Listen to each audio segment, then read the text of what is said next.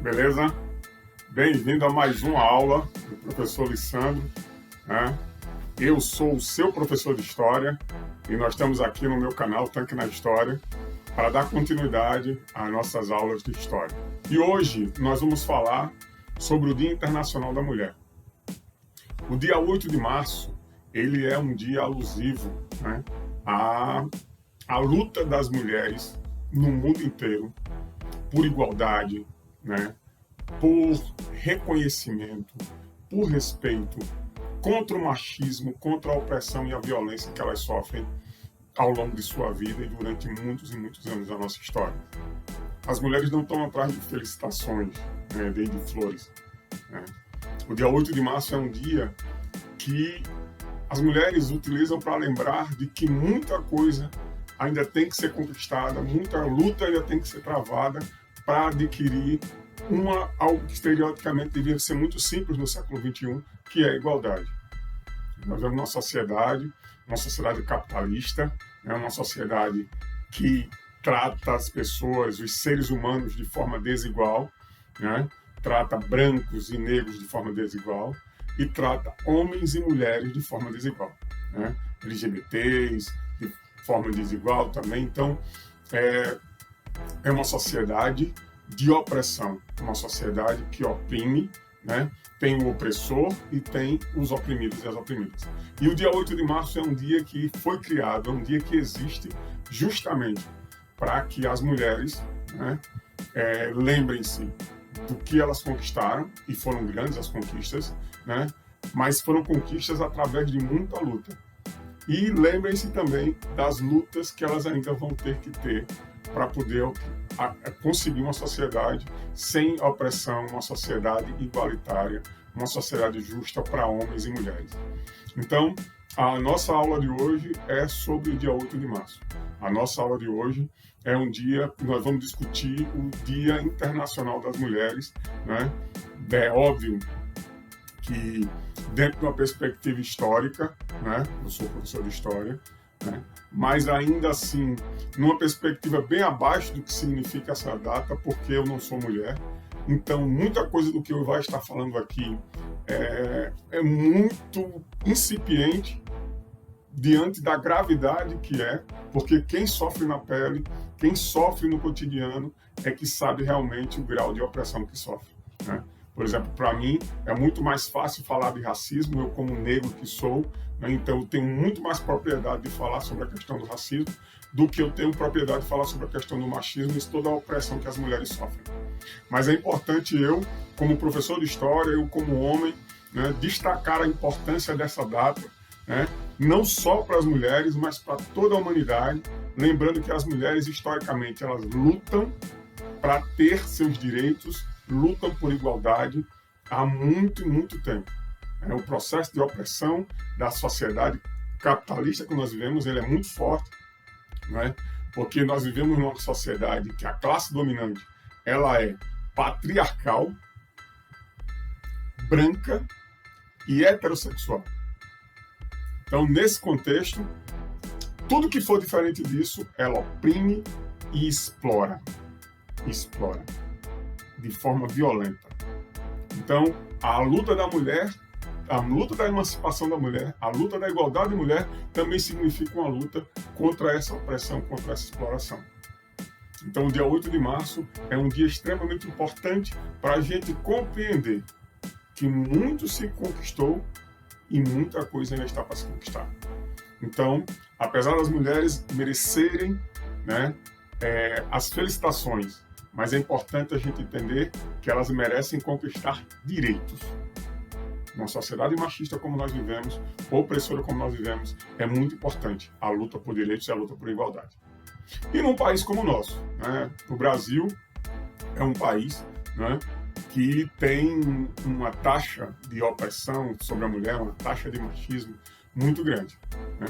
Então, a luta por igualdade ela se depara com vários problemas. A luta contra o machismo, que as mulheres, né, se deparam com vários problemas, questão de salário igual, né, uma luta que elas têm, porque muitas das mulheres têm o mesmo trabalho que homens, mas recebem bem menos do que os homens, certo? Oportunidades iguais, As mulheres nem sempre conseguem atingir as mesmas oportunidades de direitos, né, de trabalho, de estudo, né, de condição de igualdade nas relações.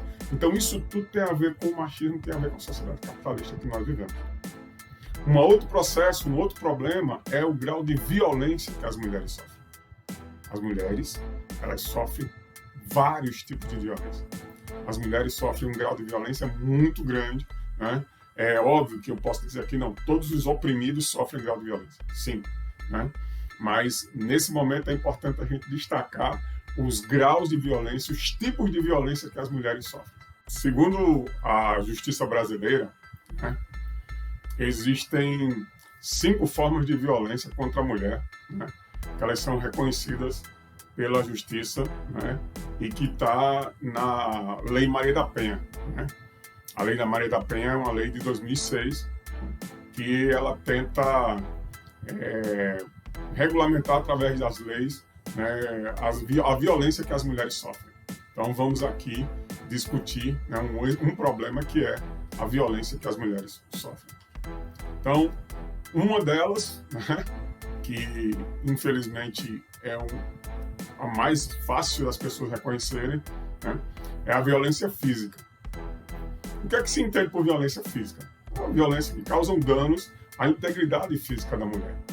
Então, quando as mulheres são agredidas fisicamente, espancadas, né, esse é um tipo de violência, uma das 5 formas de violência que a justiça brasileira reconhece. E eu estou dizendo que é a mais fácil de identificar porque, às vezes, os hematomas são visíveis. E uma parte da nossa sociedade, infelizmente, já se acostumou e já se condicionou a normalizar essas coisas. Mas nós não podemos normalizar isso, certo? A outra violência é chamada de violência psicológica, né, que é compreendida como ações que causam danos emocionais à autoestima, como a humilhação, os insultos e as ameaças. Quando um homem, o seu companheiro, o seu esposo, o seu pai, seu irmão, seu familiar, às vezes até um vizinho, né, utiliza-se, né, do seu status, da sua condição de homem, né, para humilhar a mulher, né, para atacar a sua autoestima, insultá-la, fazer ameaças, mesmo que não chegue nunca a concretizar essas ameaças, mas ao fazer isso tudo é considerado de violência psicológica. É um tipo de violência tipificada pela justiça brasileira na Lei Maria da Penha e é uma das violências que é muito forte, que é sentida pelas mulheres, né? A outra violência é a violência sexual, né? E às vezes é difícil entender, ter que explicar o que é uma violência sexual, mas violência sexual, né, são as atividades sexuais indesejadas e feitas à força ou chantagem. Então, algumas pessoas acreditam que quando a gente fala de violência sexual, a gente fala apenas do estupro, né? O estupro é das violências sexuais a mais torpe de todas, porque ela não envolve inclusive só a violência sexual.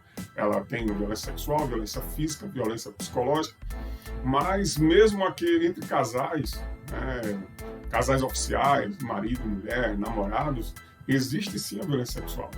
Quando uma mulher ela se vê obrigada a ter relações sexuais com o seu parceiro ou parceira sem ter vontade, só pelo fato dele querer, ou, por exemplo, quando ela não tem o direito de optar, de exigir, ou pedir, pelo menos, que ele use preservativo, para salvaguardar a sua vida, né? Então isso é caracterizado também como uma violência sexual. A violência patrimonial é uma violência que as pessoas têm dificuldade de reconhecer tal grau de machismo que nós vivemos, né? Vamos aqui para a definição. Violência patrimonial, que é a apropriação e destruição parcial ou total de bens das mulheres, ou impedir uma mulher de trabalhar ou de ter independência financeira. Muitos casais, né, quando se unem, né, se juntam, né, os maridos, de uma forma extremamente machista e autoritária, impedem suas companheiras, né, suas parceiras, de trabalhar, né? Obrigam ela ao jugo do lar, às tarefas domésticas. Isso caracteriza uma violência patrimonial. né? Muitas mulheres são impedidas de trabalhar, ou mesmo aquelas que trabalham, aquelas que têm posse, que têm aquisição, elas são obrigadas, porque a lógica de que o homem é o provedor, né, é o chefe da família, elas são obrigadas a depositar parte do seu patrimônio, todo o seu patrimônio, sob o controle deste homem, do seu parceiro, né? Então, isso caracteriza uma violência patrimonial. Então, essas mulheres, elas têm que lutar por sua autonomia. E mesmo aquelas mulheres que não conseguem trabalhar, que são obrigadas, né, pelas condições ou pelo companheiro, né, a ficar tomando conta do lar, mesmo elas têm direito aos bens que a família desenvolve, a todo o capital que a família desenvolve. Eu falo isso porque é muito comum, né, em situações em que os casais se separam, o marido chega e diz: olha, eu vou embora e tudo aqui que tem aqui é meu, porque foi eu que conquistei com o meu dinheiro, você não trabalha, você não é dono de nada. Isso é uma grande mentira, isso é fruto dessa violência patrimonial, porque mesmo que seja, né, ele, aquele que trabalha, que traz, né, os rendimentos para dentro de casa, mas o desempenho, as tarefas desenvolvidas pela mulher dentro de casa foi que propiciaram este homem de ter o produto que ele teve. Foi o fato da mulher se sacrificar para poder cozinhar em casa todos os dias, garantiu com que ele economizasse dinheiro num restaurante fora de casa. A mulher ter que lavar a sua roupa, né, ter que costurar a sua roupa, cuidar da sua roupa, fez com que este homem economizasse para comparecer bem, porque ele não precisou, né, de ter gasto com lavanderia ou com alfaiataria, e assim vai. Então é importante que as mulheres entendam que essa violência patrimonial, ela é tão forte que faz com que as mulheres não reconheçam que todo aqueles bens que a família adquiriu, ela fez parte na contribuição desse processo de aquisição e de construção desse patrimônio. Então ela é dona também disso, e ela tem direito sobre isso. E não pode ficar envergonhada achando que porque não fez uma remuneração, não adquiriu uma remuneração para conquistar aquilo, ela não tem direito sobre isso. Isso é fruto da chamada violência patrimonial e faz parte das 5 tipos de violências que são tipificadas, né, pela legislação brasileira como violências contra a mulher. Certo? A violência moral, né, que são as calúnias, as difamações, ou injúrias direcionadas à mulher. Isso é muito comum, né, mas não é exclusivo, né, dos casais quando você tem fins de relação, né? Então, existem homens que começam a tentar, né, difamar, ou até mesmo aqueles homens que não têm, né, os seus anseios atendidos pelas mulheres, eles não dão aquelas famosas cantadas, né, e as mulheres não dão reciprocidade nenhuma, e aí você tem o processo da violência moral, né? Começa a caluniar, começa a difamar, né, desenvolver injúrias, certo? E isso é uma violência tipificada pela legislação brasileira e que ela tem que ser combatida da mesma forma, certo?